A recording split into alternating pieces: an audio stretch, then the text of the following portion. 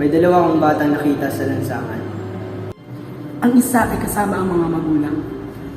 Hawak ang kanilang mga kamay. Ang isa naman ay maghapong hawak ang binibentang sampagita. May dalawa akong batang nakikita sa paaralan. Isa'y nakataas ang kamay. At handang sumagot sa guro. At isa naman nakabukas ang palad. At hindi na pumapasok. May dalawa akong nakikitang bata sa isang tahanan.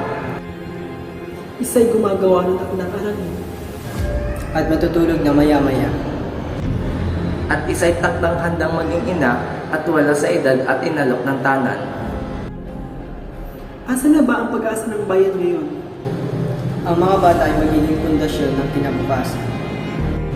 Bakit mas marami ang hindi nakakapag-aral? Di na nakakahawak ng libro. Di lapis. Ni papel. Sila ba ay napag-iwanan ng lipunan? Dahil lang sa kanilang status sa buhay. Dahil lang sa itsura. Dahil lang sila ay dukha. Pantay-pantay na edukasyon. Susi ito sa pintuan na nabubukas para sa pagbabago.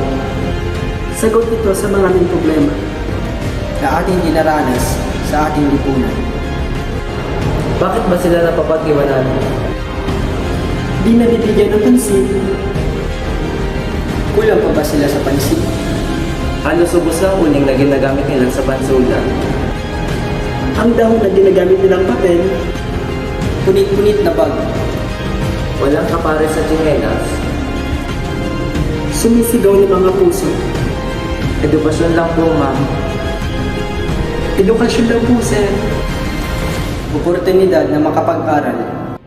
Pagkakataon na makamit ang kanilang sariling pangarap. Bakit hindi natin mabigay? Bakit hindi natin binibigay? Bakit hindi natin mapagbigyan? Maghihintay na lang ba tayo na may gumalaw? Ako. Ikaw. Siya, Tayo. para sa mga kabataan na naghahangad ng edukasyon.